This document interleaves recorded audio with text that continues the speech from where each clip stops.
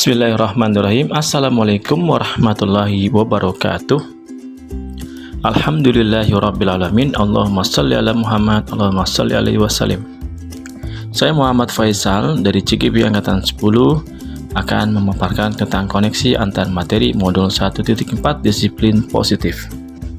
1. Buatlah sebuah kesimpulan mengenai peran Anda dalam menciptakan budaya positif di sekolah dengan menerapkan konsep-konsep inti seperti disiplin positif, motivasi perilaku manusia, posisi kontrol restitusi, keyakinan sekolah atau kelas, segitiga restitusi dan keterkaitannya dengan materi sebelumnya yaitu filosofi pendidikan nasional Ki Hajar Dewantara, nilai dan peran guru penggerak, serta visi guru penggerak.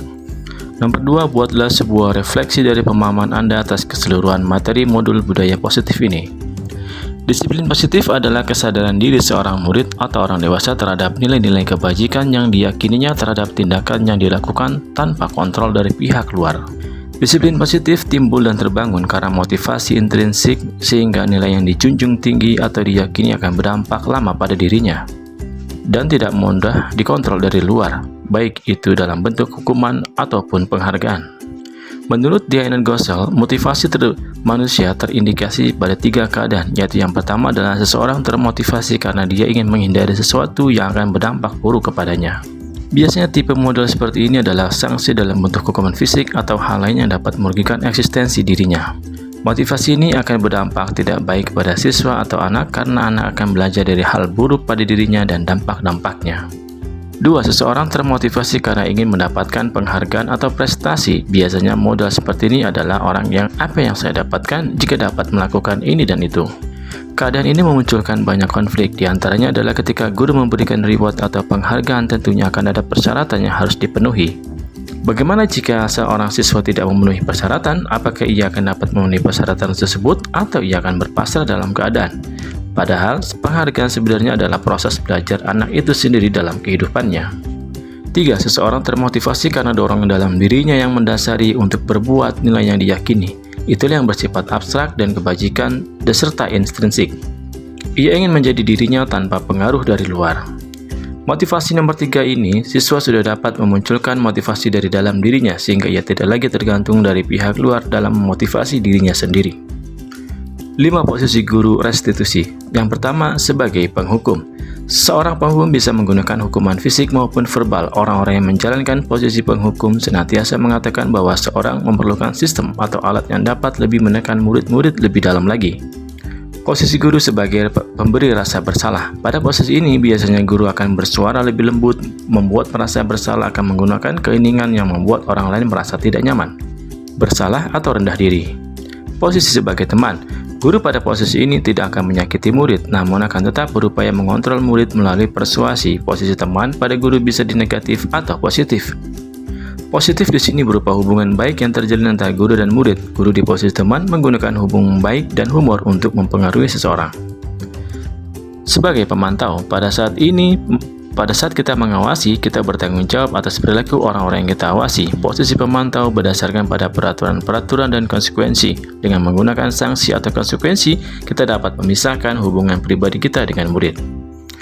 Posisi sebagai manajer. Posisi terakhir ini sebagai manajer adalah posisi di mana guru berbuat sesuatu bersama dengan murid, mempersilahkan murid mempertanggungjawabkan perilakunya, mendukung murid agar dapat menemukan solusi atas permasalahannya sendiri.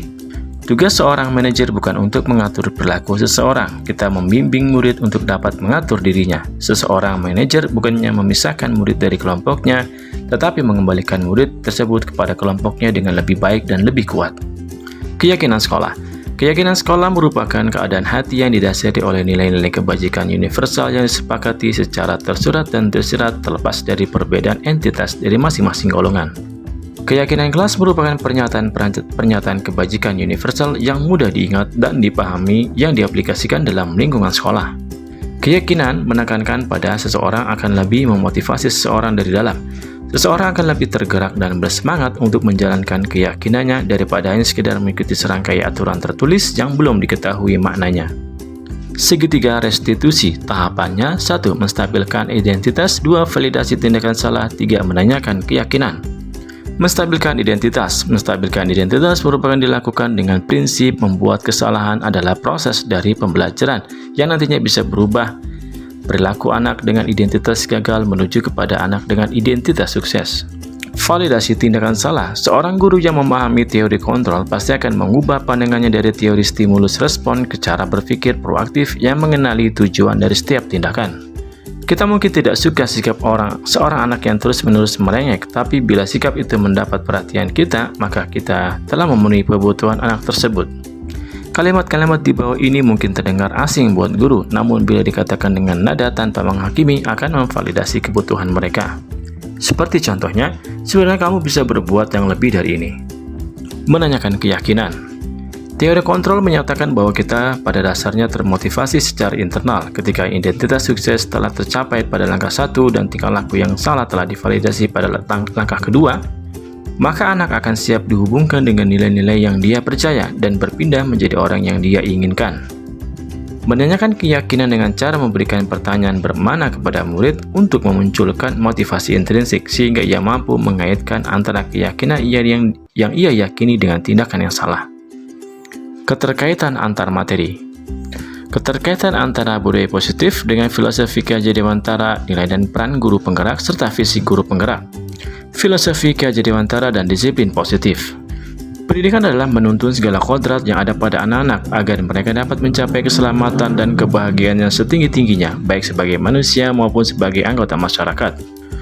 Oleh karena itu, pendidik itu hanya dapat menuntun tumbuh atau hidupnya kekuatan kodrat yang ada pada anak-anak agar dapat memperbaiki lakunya. Salah satu tuntunan dan bimbingan yang diterapkan adalah tentang disiplin positif. Mungkin di awal guru memberikan motivasi eksternal dengan berbagai kegiatan pebiasan yang dapat memunculkan motivasi internal anak-anak, tetapi guru juga dapat dalam perjalanan membangun motivasi internal dapat menggunakan segitiga restitusi sebagai salah satu mencapai motivasi internal anak-anak, di mana siswa tidak perlu lagi akan hukuman dan penghargaan ketika mereka menjalankan kewajibannya sebagai seorang pelajar. Nilai dan peran guru penggerak dan disiplin positif. Seperti di awal sebelumnya, bahwa guru penggerak memiliki peran dan nilai diantaranya adalah berpihak pada murid dan mewujudkan kepemimpinan siswa. Guru harus mengutamakan perkembangan peserta didik sebagai acuan utama. Guru harus mampu menghadirkan pembelajaran sesuai kebutuhan peserta didik, menghadirkan pembelajaran di mana peserta didik membangun diri sendiri pengetahuannya. Salah satu pengetahuannya harus dibangun pada kesadaran dirinya dalam mengaitkan segala tindakan yang dilakukan siswa dengan nilai kebajikan yang ia yakini, sehingga siswa dapat memunculkan motivasi internalnya. Dengan sendirinya, peran guru untuk menuntun anak sebagai peserta didik yang mandiri dan bertanggung jawab terhadap apa yang dilakukan akan terwujud. Visi guru penggerak dan disiplin positif. Pada modul 1.3, visi guru penggerak saya adalah mewujudkan peserta didik yang mandiri dan kreatif, yaitu pelajar yang bertanggung jawab atas proses dan hasil belajarnya. Elemen kunci dari mandiri terdiri atas kesadaran akan diri situasi yang dihadapi serta regulasi diri. Refleksi diri. Sebelumnya, saya tidak memahami bagaimana cara memberikan disiplin positif kepada siswa di kelas. Hal yang sering saya lakukan adalah mendiamkan siswa, memberi nasihat pada mereka, mengingatkan kembali tugas yang belum diselesaikan. Kadang juga sering menyindir atau berpura-pura sebagai teman dan juga pemberi rasa bersalah. Di awal modul 1.4, saya sudah tertarik dengan disiplin positif dan pada materi posisi guru sebagai apa, saya lebih tertantang lagi untuk memulai di awal waktu untuk menjadi manajer yang baik. Saya mencoba menerapkan segitiga restitusi ini kepada dua kelas, yaitu 4A dan 4B.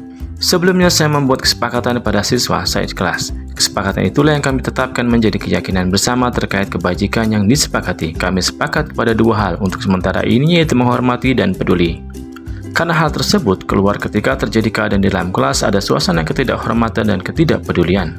Siswa yang terlibat pada keadaan tersebut saya panggil, dan disitulah saya memulai peran sebagai pemimpin pembelajaran dengan nilai pembelajaran berpusat pada murid.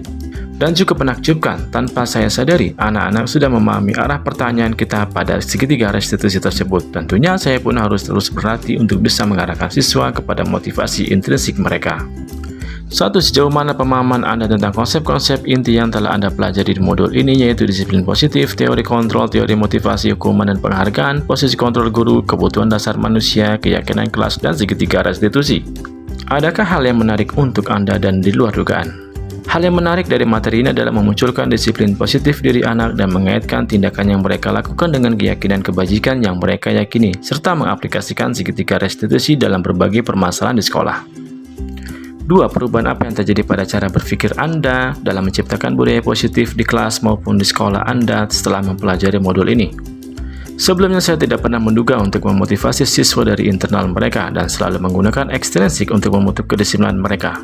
Tetapi sekarang saya sudah mulai untuk berbenah diri agar menciptakan disiplin positif dengan membangun motivasi intrinsik siswa agar lebih mandiri dan bertanggung jawab.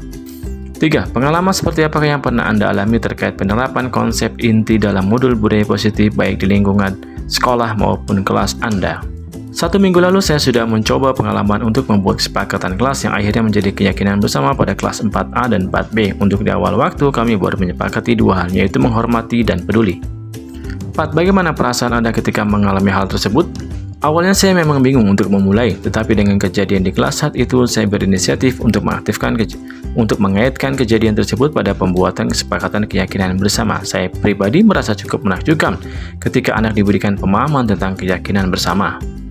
5. Menurut Anda terkait pengalaman dalam penerapan konsep-konsep tersebut, hal apa saja yang sudah baik, apakah yang perlu diperbaiki?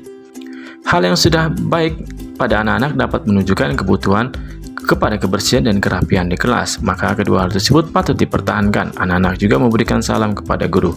Dan hal lain yang harus diperbaiki adalah saling menghormati dan peduli antar siswa. Anak-anak masih terdengar memanggil temannya dengan suara yang kencang dan tidak nyaman. 6.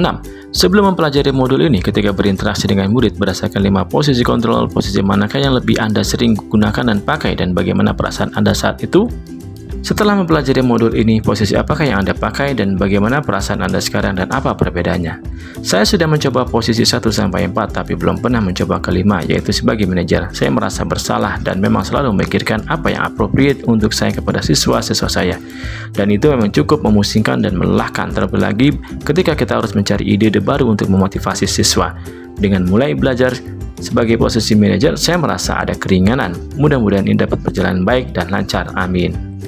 7. Sebelum mempelajari modul ini, pernahkah Anda menerapkan segitiga restitusi ketika menghadapi permasalahan murid Anda? Jika iya, tahap mana yang Anda praktikkan dan bagaimana Anda mempraktikannya? Saya tidak pernah mempraktikkan segitiga restitusi sebelumnya, dan saya baru tahu segitiga restitusi ini pada CGP materi modul 1-4 sekarang ini. 8. Selain konsep-konsep yang disampaikan dalam modul ini, adakah hal lain yang menurut Anda penting untuk dipelajari dalam proses menciptakan budaya positif baik di lingkungan kelas maupun sekolah? Sejauh ini, saya belum memikirkan hal tersebut karena saya pribadi ingin mendalami penerapan segitiga restitusi ini. Apakah ada metode lain yang seperti segitiga restitusi ini? Jika ada, mungkin Bapak Ibu bisa menginformasikan kepada kami sehingga kami bisa belajar lagi. Terima kasih, demikian pemaparan dari saya, Muhammad Faisal, CGP 10, Pantang Mengeluh. Assalamualaikum warahmatullahi wabarakatuh.